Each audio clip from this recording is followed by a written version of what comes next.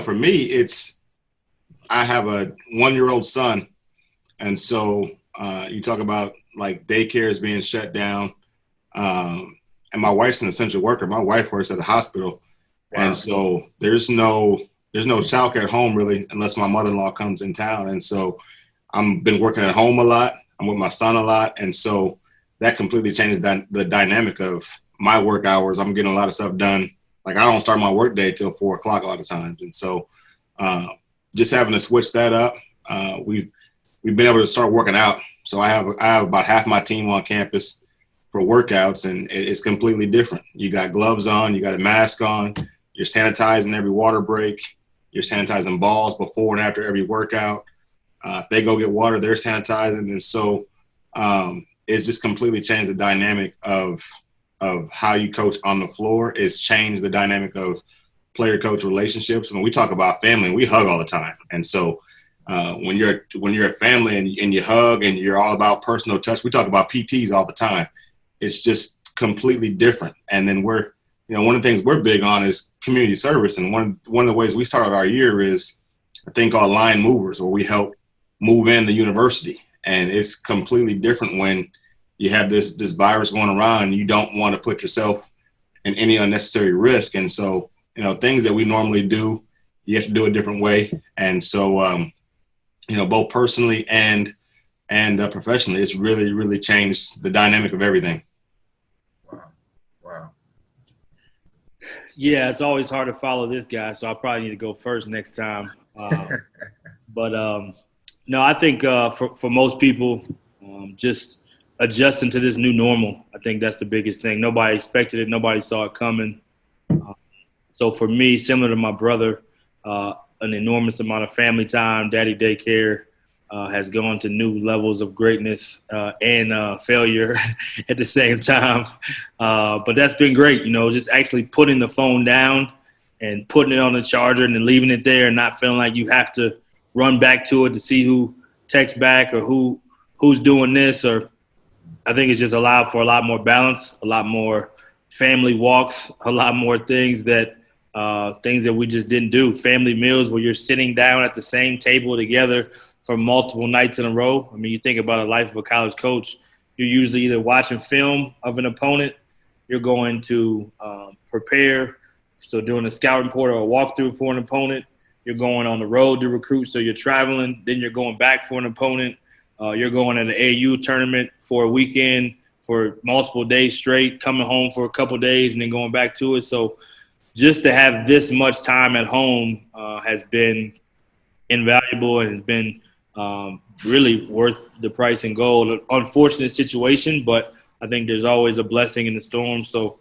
family has been the blessing in the storm. And then the second part for me has just been kind of like you touched on. We'll talk more about All Access Coaches Corner, Rising Coaches, but just so many more Zooms, so much more professional development, so much more coaches sharing.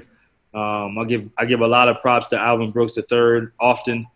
He knows I've said this to him, but I give him so much credit for just being innovative, being a forward thinker, getting ahead of the curve, and coming up with a platform where a black assistant coach is leading a platform and getting other people involved to grow and share.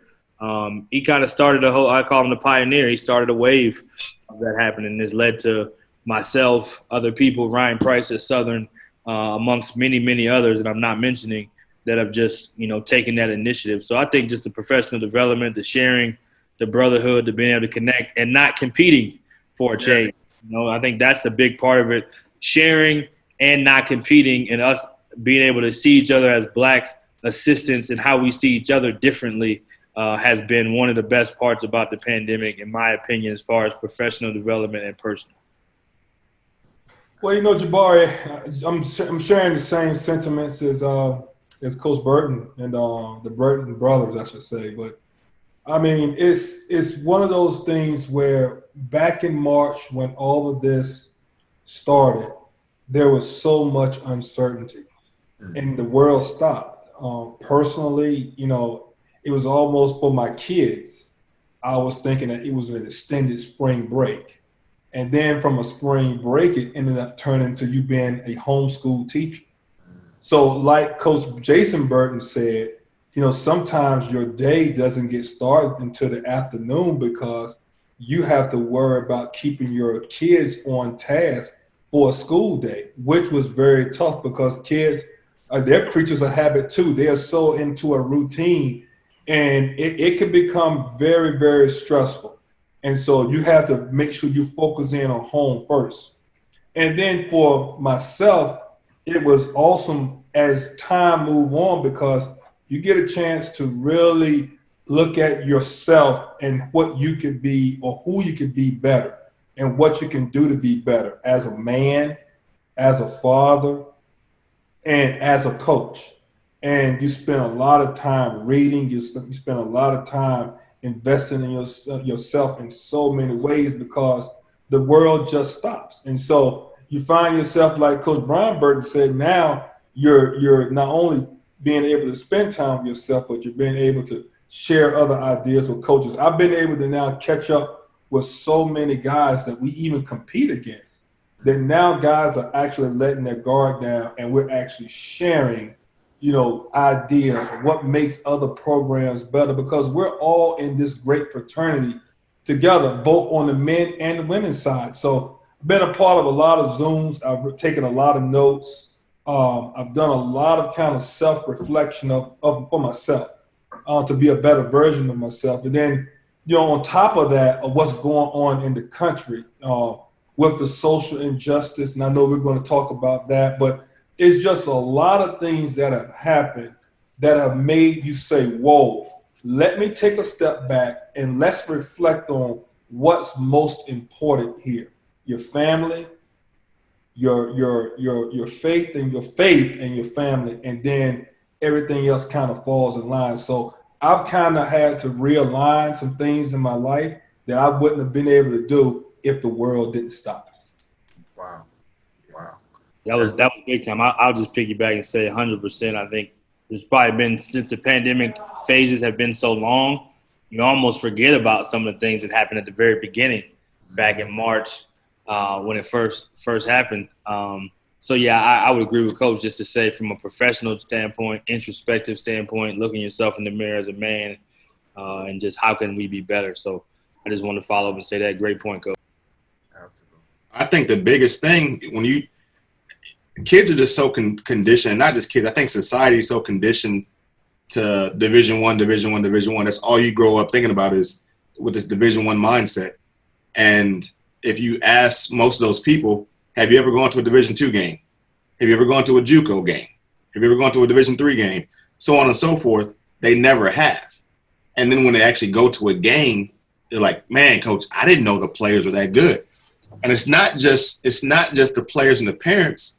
It's JUCO coaches sometimes too, but it's AAU coaches especially. They've never gone to a game. And so how can you tell a kid that, oh, you're better than that school if you've never actually seen that school play? You go back to our team and you look at our program, we've beat Division I's and we've competed against the best of the best at a high level. In the 18-19 season, when Baylor won it all, we were one of 9 teams that put 60 points on Baylor. Now, I'm not going to say how much they put on us, but we put 60 points on the best team in the country in women's basketball. And to do that, you got to have skilled players. You got to have players that can play. The year before that, we beat a Conference USA team in a game at their place and led from start to finish. And so to do that, you have to have players that play at a high level. And we're still getting kids degrees. We're still paying for kids college education. But the biggest misconception is that it's a lower level of basketball. But when you look at the makeup of our league, there's so many players that at some point play Division I or should be playing Division I, but for whatever reason, something happened that caused them to have to be at this level. But we have high level players and players that go on to play professionally all the time. So that to me, those are the biggest misconceptions. And it's just you're so conditioned from an early age to I just want to go play Division I that it's ingrained. I love this question because I am a product of Division II. I played Division II basketball at Elizabeth City State, University, home of the Mighty Vikings in the CIAA. So, you know, the one thing that I can tell you about Division II is that, you know, and I can speak for the CIAA. It was one of the best experiences of my life as a basketball player. I got a chance to play against 2 national championship teams in Virginia Union in the 90s. Virginia Union in those times would probably beat a That lot Ben of Wallace? major. Yeah. Ben Wallace, absolutely. Yeah. Derek Johnson, Warren Peebles. I could that list of guys back then would that team from 91, 95, 96 would beat a lot of mid-major plus teams. I even take it a step further. That team, those teams would probably finish maybe top half of Conference USA. That's how in today's Conference USA. That's how good Division II basketball was then and even now. I laugh at kids when they say or when they frown at Division II because, like you guys said, a lot of coaches, AAU, high school coaches, are clueless. They have absolutely no idea. They haven't been to a practice. They haven't been to a game. One of the best basketball tournaments nationally is the CIAA. Right. Yeah, the basketball, the parties, and all that are good. It's the biggest money maker of a Absolutely. conference tournament. Yep. Absolutely. Absolutely. And so when I think about kids and parents and, you know, obviously, yes, we all Division I, yes, we want to do that. We want to be able to play as high as you want to play. But at the end of the day, it's about getting that degree. It's about having a great college experience. And most importantly, if you are a true hooper, you go where you're needed and you're going to have a great experience no matter what. Competition is competition. And the good thing about it is if you perform even at the Division II level, you're going to have a shot to make some money anyway if you play your cards right. And you're going to have a chance to be able to have your profile in such a way where a lot of Division I kids won't be able to have those kind of opportunities. It's a lot of great coaches in Division II, a lot of good players in Division II, and in Division III as well. So when you ask that question, I'm very passionate about it because I've lived that, and I will always fight for my Division II and Division III brethren. They deserve a lot with less resources. Understand that. They work their asses off, players and coaches, with less. And so my hat always goes off to those coaches and to those players who understand the grind of a basketball season. We had Darrell Armstrong on the show, who was a huge advocate for non-Division I basketball. Vanderbilt State University, CIAA. Absolutely. He's just as passionate about it as you are, and he talks all the time. Of course, those who don't know, Darrell is a former NBA player, now assistant coach for the Dallas Mavericks. And we talked the other day, and his comment was, man, if you can play, they'll find you. If you're getting it done, if you're putting up the numbers, if you're producing, they will find you at the next level. So, Coach Burton, how about you? Yeah, I'm like Coach. I'm like both these coaches. I'm a product of small college, non-Division I player. I played Division II at St. Edward's. Played my last 2 years at UT Dallas. Coach Butterfield now is still the coach, and he has over 500 wins, has been, I believe, 8 NCAA tournaments, has been 8-time Coach of the Year, and we won the first championship under him, first winning season he ever had. So I have a special place in my heart for Division II and Division III and junior college. I coached in junior college. One cool thing about the All Access Coaches Corner you mentioned, which I'll mention a little bit more later, but we've been able to highlight some of those coaches. We've had 2 roundtables with NAI head coaches. Texas Wesleyan head coach was one of the ones on there, along with Delton Deal, who's right there around the Metroplex in Waxahachie. 2 championship coaches. Texas Wesleyan won a national championship and had several Division I transfer players. And then we had a Division III panel as well. So one thing I'll say for parents, for players, is like we're in this Twitter, social media, instant gratification age where we want to be able to have the status that looks good and that we can put our chest out for. And the part about it is almost like AAU, where everyone knows about the EYBL teams, but that's not the only way you can get a scholarship, right? That's not the only circuit that you play on in AAU or grassroots in order to have high-level competition. So very similar to that, you have the EYBL, you have the Gauntlet, right? You have the Under Armour circuit, but then you have the non-shoe circuit, which arguably a lot of times has just as good of players, if not more, which may not as many, but they still have high-level players that play at a very high level, and then it's high-level competition. So I would say for those that haven't seen a game like my brother said and who don't know about the level like Coach was talking about, I would just say it's very similar to that, right? It's just not – it may be non-circuit, but it's still the level of play is really high. And I wrote a couple of notes down while both coaches were talking. If we watched The Last Dance, which most of us did, Coach Richardson talked about a few guys that played in the NBA, Ben Wallace, but Rodman and Pippen both came from Division IIs, right? Those guys were on some of the best teams, the best team, arguably regular season-wise, we've ever seen. And then you look at coaches. So I coached in junior college for 5 years. I actually worked under Grant McCaslin at one point in time, who just won a championship in North Texas. But he also coached Division II at Midwestern State, where he went to, I believe, 2 Elite Eights or 2 Swiss 16s for sure, but I think 2 Elite Eights. Steve Forbes just got hired at Wake Forest. He was a JUCO coach. Obviously, Chris Jans also was a JUCO coach. He's having much success in New Mexico State. And Chris Beard was at Angelo State, who also coached junior college and pro. So I think the coaches and players, like you said, if they're good, they'll find you. Go where you're valued. Go where you have an opportunity. And just go where you can, have a great experience, because at the end of the day, you still have to earn what you get. You may be living a great life at Oklahoma State or Oklahoma or Texas and riding on the charters, but if you're watching, you're not going to be very happy. So at the end of the day, you have to go where you can make an impact and you can do something special with your career on the floor. You don't just want to watch. I'll say this too real quick. I was fortunate. This was by far the best team I've ever coached. We started out the year 25-0 and legit had a chance to win a national championship.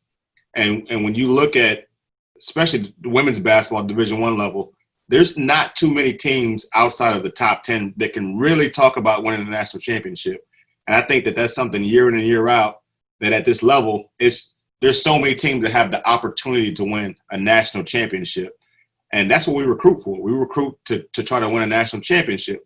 And on top of that, I think people don't realize I've played in or coached in some of the best environments at this level. This year we played Lubbock Christian, who won the national championship last year, and played them at home. It was the first ever top 10 matchup in our field house. We were number 4, they were number 8, and it was standing room only for a women's basketball game. And you talk about how loud the environment was. Like, that's the type of feeling, that's the type of environment that is college basketball. And you see it a lot of times with the Cameron Crazies and things like that, but a women's basketball at this level, to be that packed and have that incredible of an environment, if you look at the steal shots from that game, it's incredible. And so you get the same experience. You get a great experience. You get high-level basketball, and you get a great education. And so I really wish people would take the time to do their research and experience a game, because it's high-level basketball in college basketball. I don't care where you're playing. Coach, can I add one thing? If there are high school prospects that are watching this tonight, please feel free to go on a Division II campus and strap up. Actually, go to a gym, lace them up a little bit, and you'll get well educated on how they really get down at that level. You don't really have to necessarily, go with the EYBLs and even with your own high school teams. But if you really want to be challenged, they'll be more than happy to accommodate you. So please, I would suggest you all go to a Division II school and just go to an open gym. They'll be glad to have you. Yeah, they will welcome you with open arms. And just to piggyback to that, I think the misconception too is that most of the lower levels, whether it's Division Division II, junior college, or Division III, they're filled with transfers too. Like we just talked about, they're filled with guys that maybe they were great enough to play at that level, they were talented enough, but they wanted a bigger role. So they're going to this other school and they're shining. And I know my brother, he had a starter from UTEP. You had another starter from Texas State, another starter from – so you start looking at these rosters and look at where they came from, and they're years older. So now you're coming in and as I said this earlier to somebody on the Chop Shop with Jim Hicks, it's like a freshman coming in from junior high thinking he's going to take – in high school, going to take a senior spot. It's like, nah, bro, it ain't happening. The weight room is different. Your body's different. Your maturity's different. Like, we're going to little boy you, right? And we're going to son you real quick. That's right. Coach Brian, I'll let you take that one first. Yeah, I mean, I just love the idea of it. I love the courage and it just takes somebody to step out there and do it first. I think we can all go back and think about different guys, whether it was, and I'm probably not going back super far, but even semi-racing with O.J. Mayo when he went to USC, that wasn't a sexy pick for him. He could have went anywhere he wanted to go. You can go Michael Beasley went to Kansas State. That wasn't a sexy pick. Ben Simmons went to play for Johnny Jones, who's now at TSU, and play for his godfather and David Patrick at LSU. But could have went anywhere. That wasn't a sexy pick, but he went to go play for a black head coach. So I just say there's a lot of greatness in it. It's great for HBCUs. It's great for the young men if they choose to go that route and they want to make their own stand as far as social justice or awareness or just supporting black coach and black college. I think there's a lot of great to it. I just hope there's some sustainability to it and it's not just a wave or a trend or something cool to do.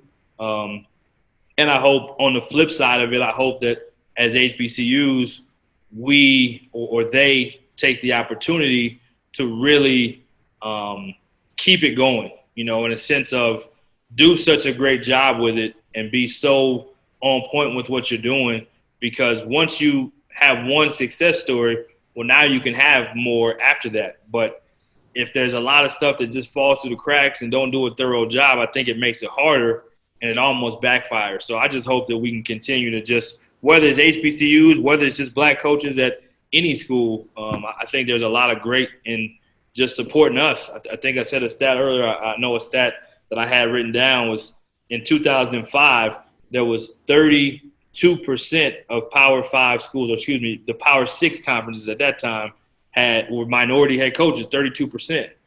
Right now it's 13% in the Power 5. So it's gone way down, and it should be trending more towards 50. We're trending almost more towards 10%, which we all know that the majority of the population of the athletes that are playing they look like us. Yeah. So we have to, I think, as Christy said it earlier, we need more seats at the table. We need more representation in leadership positions so that we're not looking to take anybody else's job. But when the jobs are open, it could be for anybody, right? We need to be filling more of those vacancies with coaches that look like us to give us an opportunity. So now the young men have a chance to not only just choose HBCUs, but they can choose to play for more of us. I think there is power in that, and there's nothing to knock against any other race, but I do think there is power in empowering ourselves. And I think one great thing to add at the end of this pandemic has been that we as black men and black coaches and black women have been able to show more of how capable we are by being able to get on platforms. Because sometimes even, let's just be honest, the coaching clinic opportunities to show people your ability to coach, your ability to lead, we're limited in those too. So now all of a sudden you have all these Zoom things where we're being able to be empowered. And again, I go back to Alvin Brooks because he's in the home state where I'm from. He's a friend of mine, but he's done such a good job. And then, and not only him, but there's so many of them everywhere now. You can't even keep up with all of them. But it's enabling us to show, we can do more than recruit. We can talk basketball. We can X and O. We can demonstrate. We can player develop. We can do all these things. We can have a CEO presence and mindset and approach that we kind of have been getting put in this box for so long. So anyway, I know my brother's gonna be on me for being long-winded. I had to add that in. Just kind of echoing my brother a little bit. You look at Steph Curry. You look at Dame Lillard. You look at C.J. McCollum, and you look at this. They went to small schools, not HBCUs, but they went to small schools. And Steph Curry was more just didn't have a lot of options out of high school, but Dame blew up and decided to still go to Weber State and had opportunity to go other places. And what that does when when people start making the decision to go to these HBCUs, especially it allows those schools to have success, and then it in turn allows those coaches to go and get other jobs, for being honest, because you're not just going to win within your league, right? Now you have a real chance to win outside your league. And when those teams are making runs in the NCAA tournament, it's going to allow those coaches to get jobs. And you want to talk about helping people that look like us, minority coaches, to get opportunities. Well, they got to win on bigger stages. And so that's one way to help them to win on bigger stages. And so, I love the idea of that. I love seeing just the parity in college basketball too, because one player like that can make a huge difference, can make a huge run in the NCAA tournament. And so I'm looking forward to seeing more people decide to take those risks, to take those opportunities, because you got some players nowadays that believe in themselves that much that they're like, I can go to this school and make that school happen. And I feel like that used to happen back in the day, and then we kind of went away from that. It was like, no, I'm just going to go. If I go to this school, I can be a pro. It's not, and it's more like the school is making me, and not, I believe in myself that I am a pro, and it doesn't matter where I go to school. I'm that person. And so it's exciting to see just that confidence that these young people have. And not just that, I think that, people, if once one person does it, it becomes sexier for other people to do it. And it becomes more about relationships and not just about the school. Because going back to me being a smaller school in a Division II, like, I think we do a phenomenal job at recruiting and building relationships. But at the end of the day, we don't have that Division I.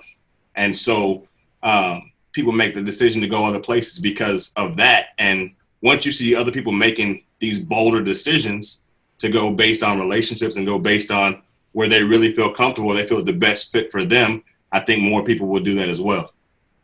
When I learned about the young man going to Howard, it was a big, uproar. It was, it was this new phenomenon. So when I look at it, I say, okay, first of all, HBCUs are unbelievable schools. Okay, so it's not like it's this, we want to do this because we're pro-black and no.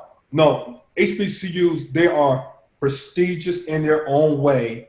You have an unbelievable experience. Coach Burton said an interesting word about the HBCU experience, and that's family, that's relationships. And the one thing that these young men, these blue chippers, if you want to call them that will want to go to an HBCU, they will have friends for life. They will have an unbelievable support system as they matriculate through the rest of their lives. When I go back to Elizabeth City State and the surrounding CIAA institutions, there are so many lifelong friends that I have had the pleasure to be around since 1991. You can't get that kind of experience anywhere else. Yes, you play basketball, but yes, you're going to meet people that look like you, that got the same grind as you, that come from a different walk of life, or maybe the same walk of life. But there are just so many other factors that go along with being at an HBCU. Not really just the basketball piece. The basketball piece is great because that's sexy. That's what the media wants. That's what everybody wants to talk about. But culturally and the experience that go along with those institutions, you can't beat it. And so, yeah, when you talk about what's going on, yes, you want to talk about going and playing basketball at an HBCU, but it's bigger than that, because these kids could empower a legacy of these schools for a lifetime, for years to come. Some of these schools are struggling financially, and you have a young man that could go in, really cement a legacy at an HBCU, graduate, make it pro, and then be able to put his resources or deposit back into that school. That's what we should be talking about. Yeah. And so I am so excited to hear the term HBCU associated with blue chippers. But now I just hope now that we follow up. We really continue to really look and see, not because, oh, that's an HBCU right there. I think go visit, spend time there, spend time with the coaching staff who actually know basketball too. Spend time with the people, great alumnus and alumni of and support system of that particular school that wear their shirts and their sweaters with pride, and all sorts of other fraternities, sororities, all of that stuff that go along with being at HBCU. They'll look around and they'll say, wow, I've taken literally some friends that have gone to PWIs and taken them to an HBCU. We have one in town at Norfolk State. We have Hampton University right here, as well as Elizabeth City State down the road, Virginia State in Petersburg, and Virginia Union in Richmond. I've taken some of my friends that have attended PWIs, and they didn't want to leave. They felt like they were cheated. This is what school is really all about. The cheerleaders, the band, the ambiance, everything that goes along with the atmosphere. You guys are right there in Texas, so the SWAC is off the chain down there. So I get excited because it's giving those schools an opportunity and a platform for kids to really understand what an HBCU is all about. It has changed my life. And the great thing about it is that those people that I associate myself with from HBCUs, they tell me the truth. They don't really use me. And then see you later after 4 or 5 years, we actually have authentic relationships. And that's what these young men have to understand as they move forward toward deciding on an HBCU. Hey, Christy, and Miss Christy, can I say something about that? Absolutely. You said something about the like tradition, but also respect. You also have to fight to really gain or garner respect among your counterparts because of where you went to school. And that's the part that those blue chippers will have to fight as well. You have to go because for the love of your heart of those institutions, not because of what it, again, no, you go because it's in your heart. And I believe that Mature Maker pledged to go to Howard because he went on that campus and something spoke to his spirit. The ancestors, honey, the ancestors spoke right on into his soul. Anyway, Miss Christie, for me, and that was a dark day. And now when you kind of look back over the past, couple of months, there has been a lot of conversation. I think it has been healthy.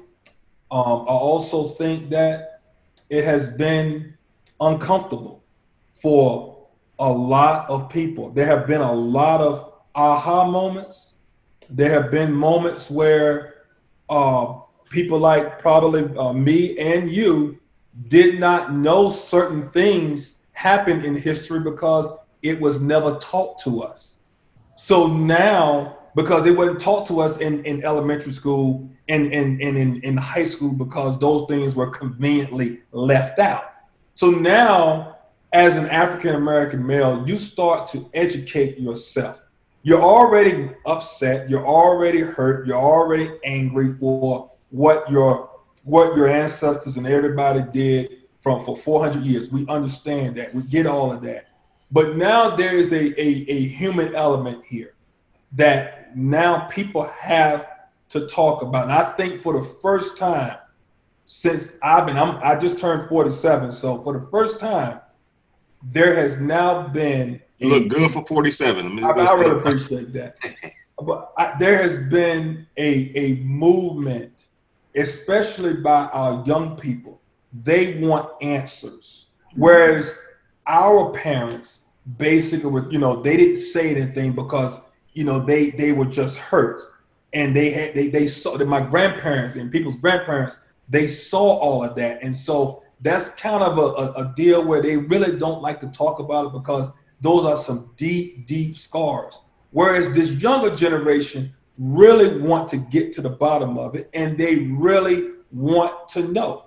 And so I give kudos to both white and black young men and women that were out there protesting. Now, what I also would say with our players is that, Coach Jones, Jeff Jones, who's a white male, has done a great job of having a platform for our guys to be able to express how they feel. And there are some, and it probably makes Coach Jones and the rest of our white coaches on our staff, and we have 2 white kids on our team, it may be some uncomfortable moments in those conversations.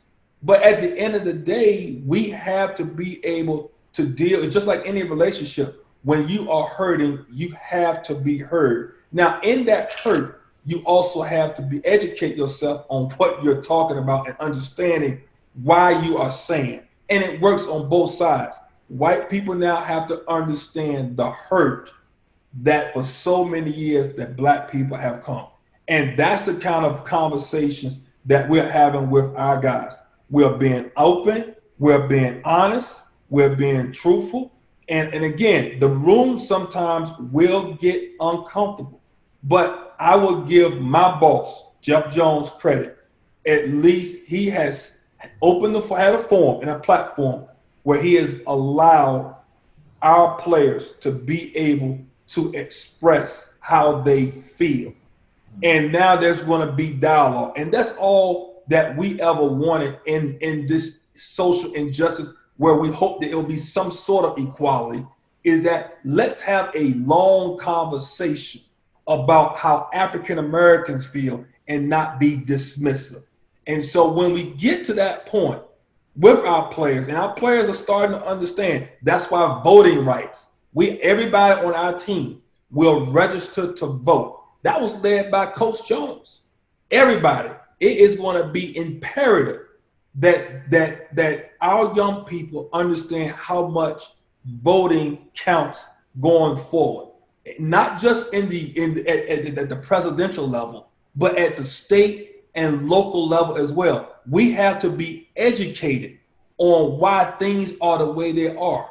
And then once you're educated, then you have to execute your plan. I'm passionate about this, and there's a lot I would like to talk about, but I'll try to be very concise. I think it's important to realize that we're changing mindsets. There's so many of Black America that live in certain communities that are primarily Black, and when they get out of those communities, me and my brother both born in Flint, Michigan. When you get out, you're going into a predominantly white world. And so you come out of that with a perspective of where you came from and where you are now. But when you deal with, but white America has not lived in that primarily Black community. So it's tough for them to completely understand what it's like living in those, or what the conditions of our Black Americans look like. Even in our community right here, there's so many players that we get as coaches that still are coming from those situations and going to campuses that are primarily white, and they have to act and be a certain way on these campuses. And so a lot of our fan base and a lot of people in our communities that are primarily white, they get the refined individuals and they feel a certain way about their Black athletes, but it's crazy that the mindset's not the same with African Americans outside of the sports teams that they love. And it's a process to have to get them to understand the realities of what majority of African Americans deal with on a regular day-to-day basis, because they a lot of times just see the ones that got out. I saw this today, and it's really how I feel, and I think that it's how most people need to feel. It's okay to be afraid, because we're in these times where I don't know whether should I speak up, should I not speak up? I want to say something, but I don't, whatever. It's okay to be afraid because you can't be brave or courageous without fear. But the idea of being courageous is that even though you're scared, you're willing to do the right thing, right? And so now we're in a time where we have to do the right thing. But sometimes we're still changing these mindsets of, well, I am doing the right thing. There's not a need for change. And I say this, I hope my boss, I don't think he minds me saying this, but you go back to the day of George Floyd and that happened on a Monday. I put a post on Sunday. I had time to reflect. I was processing a lot of things, and I put a statement out at probably 5:30 a.m. Sunday morning. My university president ends up texting me at 5 p.m. that day to come over. I have a 4-hour conversation with my university president, which I thought was big time. The leader of my school was ready to put out a statement for the university, and he wanted me to read it. And he wanted to get my thoughts, and he wanted to have conversations of what's going on our campus and our community. And he's been very big time in this and since the incident and trying to create a welcoming environment, an environment that we can have conversations and ongoing dialogue. And I found myself Monday kind of having some feelings about my boss because he put out a statement that I thought was kind of vague, but in his statement he said that he had spoken to some players and some coaches, and well, I'm the only African American head coach at my school, and he hadn't talked to me, and my staff felt some type of way.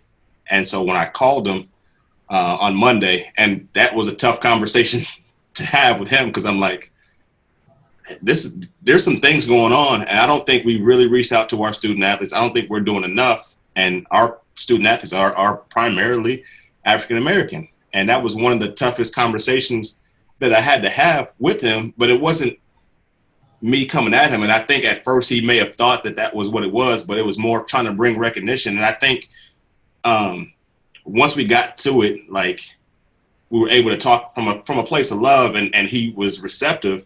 And now we have a huge campaign called Make It Important. And I'm not saying that I'm the catalyst, because he had already had things that he wanted to do, but he was actually going through some own personal things that weekend. But we were able to get on the same page. But I don't think, had we not had that conversation, that tough conversation, and got on the same page, he wouldn't have realized in that moment how big what's going on is going on, or what's going on right now really is. And so we have to be willing on both sides to have these tough conversations, and not have conversations where it's just you're going at each other. Because if you don't come from a place of love, then there's not going to be anything that gets accomplished. At some point, we have to be able to get on the same page, and you're never going to get on the same page if it's just two sides going at each other, right? And so going back to our Make It Important campaign, you talked about voter registration. Well, that's one of the things that our goal is to get every student athlete on our campus registered to vote, get our campus registered to vote, but we've also challenged everybody within our conference to get their teams registered to vote, because like you said, we can't make a change until we start making a change in the places where real change can happen at the top. And it's not just the presidential election like you talked about, it's the local elections, but not just that, educating on who to vote for or why to vote. Like, there has to be some education behind it. I love the idea of these tough conversations, and Brian's been doing a good job. I know he's about to touch on that. But I think that we have to be willing to have one-on-one conversations. And I've done a lot of that actually just randomly within our athletic department and with other people, with some donors. I've had a couple of older donors, and I've had a conversation with them. And I told my brother this. It's crazy that I had a 80-something-year-old white male and a 34-year-old black male had a phone conversation about race in 2020. And one of the most incredible things that I've been able to be a part of, because it started out not good from an email exchange based on the post that I made. But when we got on the phone and started talking, we were each able to come up with an understanding and see where that person was coming from. I think there's so much misconception behind the Black Lives Matter movement, and they think that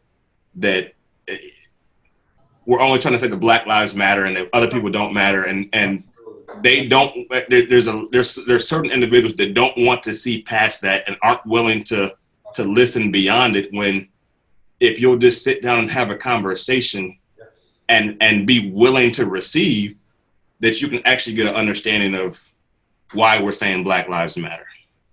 Can I just, and I know B, I know you got the floor. I just got to say one thing. Coach Burton said understanding about 10 times. And that's the part that we want white Americans to understand.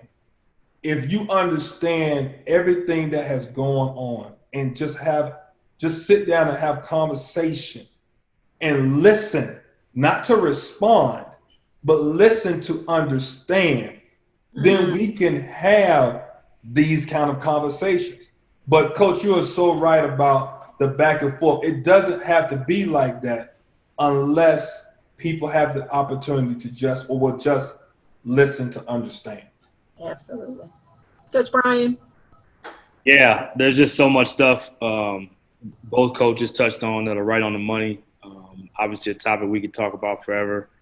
I'll try to be as brief as I can. The Martin Luther King quote that I think is my brother's favorite quote and probably mine as well. He talks about the character of a man, the mark of a man is not where he stands in times of comfort and convenience, but in challenging controversy.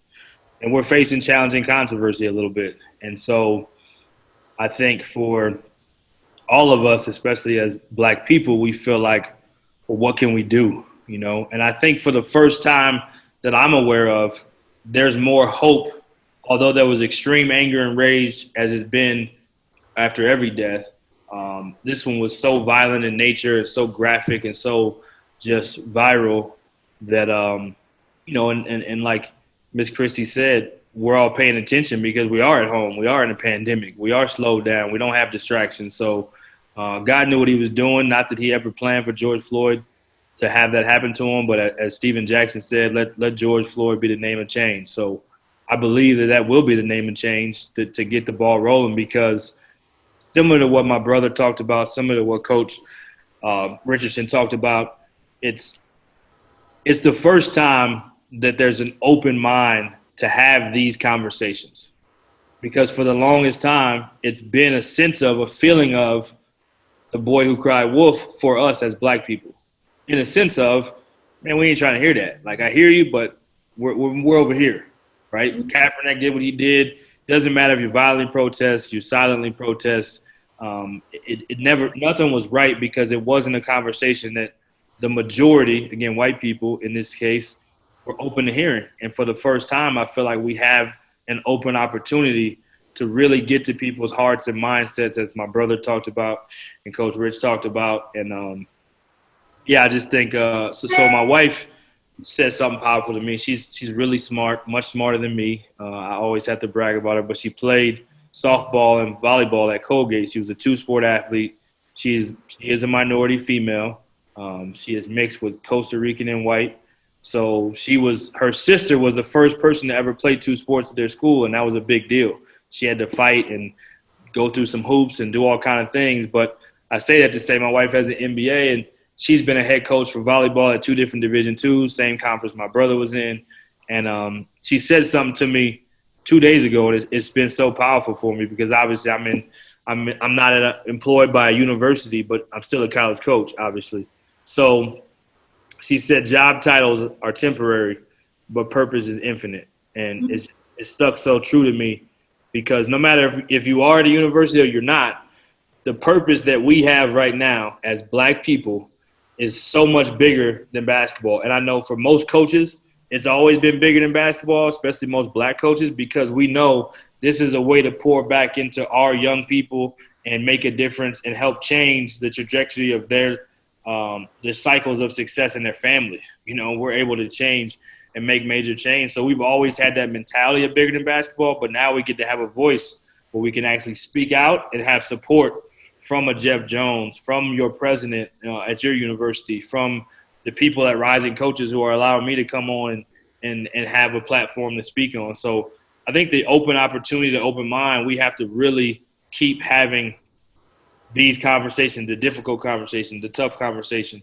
So for me, I don't have a team per se. I have a lot of players I still keep in touch with, but when you don't have your team, it's a little different. So what I figured, I just prayed on is where can I make an impact? And the good Lord blessed me with.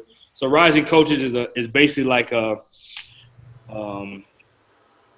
LinkedIn for coaches, more or less. It's a membership website that has over 1,500 members. It has 33,000 followers on social media.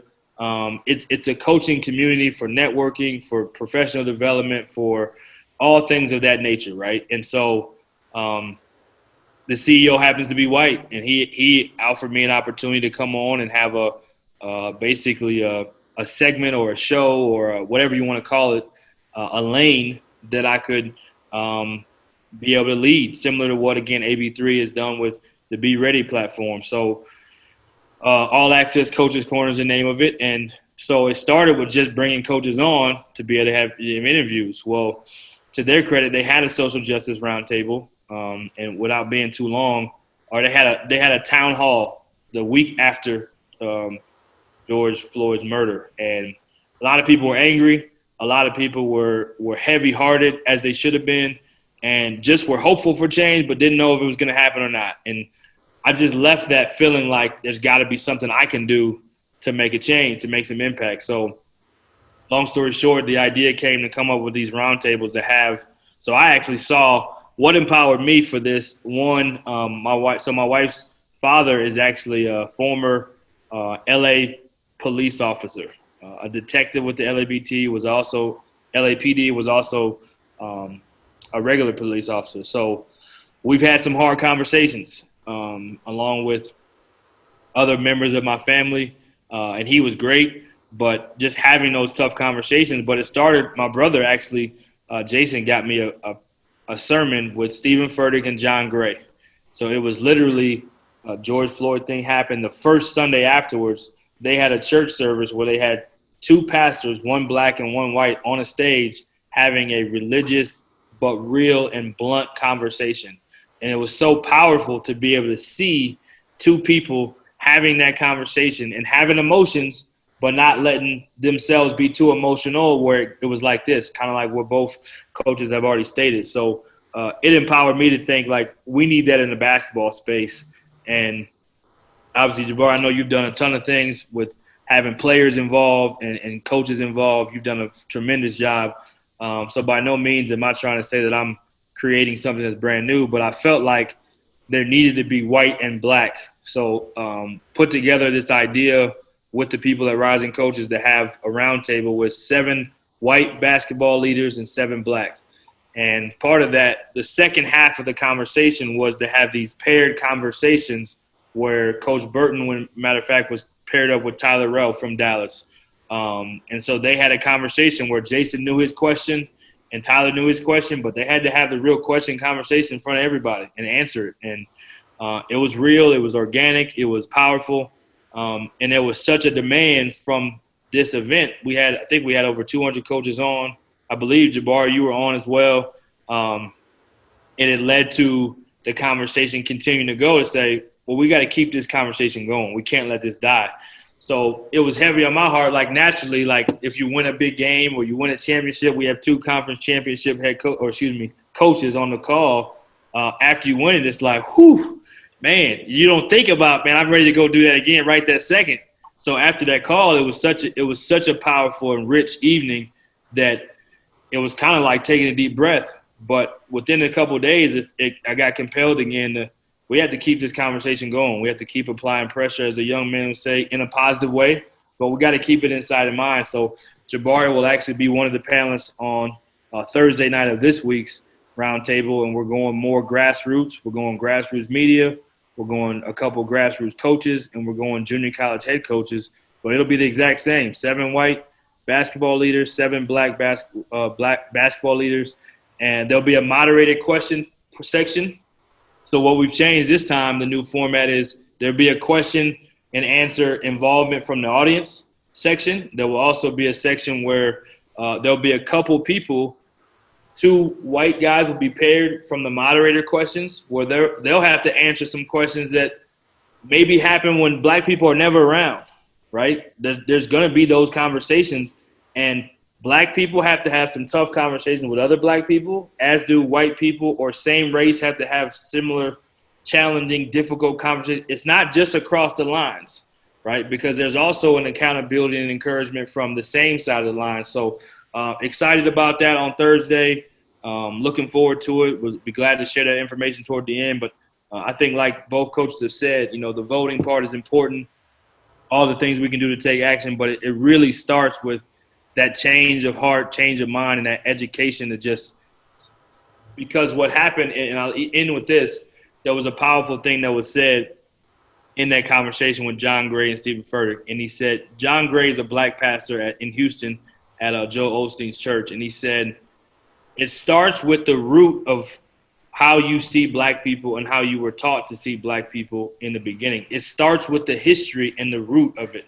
And even if you weren't taught it like in a racist way, but if you were just taught maybe you're a little bit better, or maybe that's just how they do things, or maybe whatever it may be, you have to start at the root of wherever that original thought came from, or whatever that original tradition came from. And some of that goes all the way back to slavery, which wasn't that long ago. I think they said it on a similar thing I was watching, that it wasn't but 2 generations ago that you couldn't even have biracial marriages, right? So what'd you say? 50 years ago. Exactly. So 50 years ago, here we are. And so we're making some changes. We're on our way, but I think this is now the most open time we have to continue to have difficult conversations so we can start being seen as equals. Because I think that's part of the thing with college basketball. We talked about the numbers. We talked about how we're treated and people in the world, how we're treated with the police, everything else. There's a lot of systems that are in place because we're seen as less than, and we have to attack the root of that first. Well, sure. And he thought I was going to be the one that was going to take this. And he can roll it. It's going to be brief, but I think it's so important. We're just in a time where there's so many emotions, and there's so many high emotions, and there's so much negativity in the world right now. There's a negative outlook because of the coronavirus. There's a negative outlook because people are losing jobs, people are struggling, and on top of that, they're like, I got to deal with this race stuff too. And there's a lot of people that just don't want to deal with it. And so patience is there's not a lot of it. And black people are tired of being patient, right? Because they're like, I've dealt with this all my life. And there's just a lack of patience all around. But I'm a man of faith. I'm a man of great faith. That's the only thing that gets me through everything that I do. And just being a man of faith, all God talks about in the Bible is love. And that's going to be the biggest thing that gets us through when we're having these conversations, as we're trying to have change. It's hard for people who have hard hearts to change if the only thing that's coming from somebody's mouth is negativity and anger. And even though there's a lot of anger, there's a lot of hurt, there's a lot of passion that can be shown in a negative way, there has to be a huge element of love when this is coming about. That's the only way you change hearts. That's the only way you change minds. That's the only way people are willing to accept change, is if it's coming from that place. And it's so important that people know that that's where we're coming from. And that's how we see change, people. And I know that as a black people, they're like, and me too, we want change right now. I'm tired of seeing people shot down in the streets. I'm tired of seeing black people murdered for no reason. The George Floyd thing hit me hard, but the Ahmaud Arbery thing might have hit me harder. And it's tough, but there was hate in those people's hearts, and they're not the only ones. There's other people that feel the exact same way as the people that committed those crimes, and there's only one way that you're going to change those people's hearts. And so we got to continue to do this the right way. Well, if I may take 15 seconds to go social justice. So I agree with Jason. We need love. We need open minds. We need open hearts. We have to keep, just like we talk about as players and coaches, get 1% better each day. It's not going to happen overnight. And we have a responsibility as Black people, even though we're tired, even though we're frustrated, we have to keep standing up, showing up, and walking the walk, because we are still the leaders for the change. Although we do need help, although we do need the majority to join with us and join forces and have their support, we still have to walk the walk. This is not a handout. This is not a feel sorry for us. We're strong as people, but at the same time, we have to have a mentality that says we're going to push forward with love and unity and win as one. But we have to keep chipping away at it and pounding the rock. It's not going to happen overnight. Like Nemo would say, we got to keep swimming. So definitely that approach. As far as recruiting and advice and really challenging space. I haven't done it with my daughters yet. This is my 30 seconds. Chill, relax. I didn't do that to you. You had a whole extra segment. See, look what I got to deal with. See what I got to deal with? So as far as recruiting, it's a challenging space because you all want peace of mind. You all want to know where we're going to go. Where am I going to be? Is this person going to offer? They're not going to offer. But this person, comparison is the thief of joy. So the hardest thing to do is to run your own race and not look next to you and think, well, they got this, I should have this. Well, they got this, that means this. What God has for you, he has for you. I'm a man of extreme faith too. So having security in who your son or your daughter, your child is, and their gifts and their path, and just maximize who they are. And at the end of the day, you want to align, just like in a marriage, just like in a friendship. You're not going to hang out with the kids on the other side of the tracks if you're not about what they're about. So don't look at what everything glitters is in gold. Just look at what fits for you and what aligns with what matters in your family and what you believe in, and go where you can be special. Bottom line, don't matter the level, go where you can be special. Well, first of all, thank you so much for this platform, guys. It's been unbelievable. The one thing, and I'll share it with Coach Burton. He hit it right on the head. This is an unprecedented time for recruiting, and the one thing that these kids, parents, coaches have to understand is that you have to be able to go where you are needed. You got to be able to have open dialogue with coaches, have a conversation with coaches of where you fit. And again, because of no live periods, everything is kind of streamed, and it's just a very difficult time on both ends.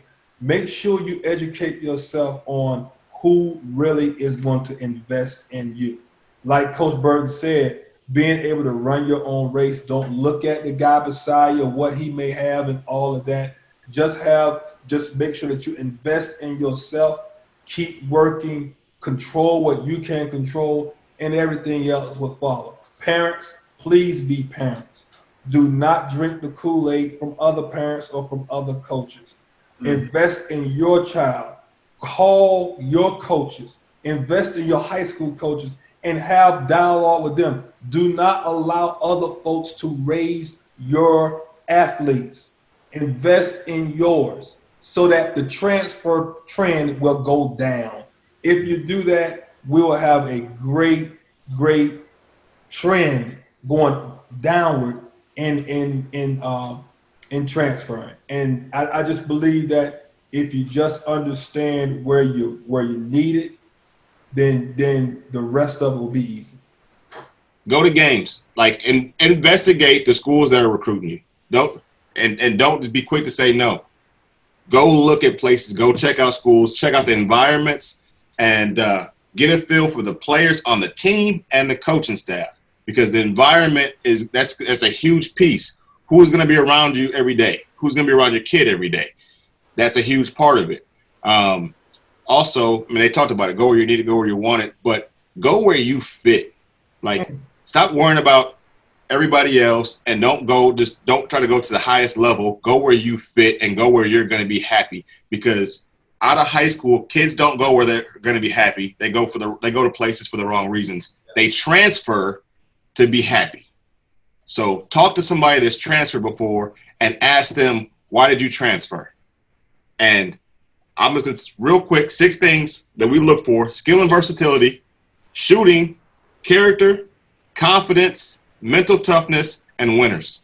So everybody asks what we're looking for in recruiting. That's what I'm looking for right there. Good stuff.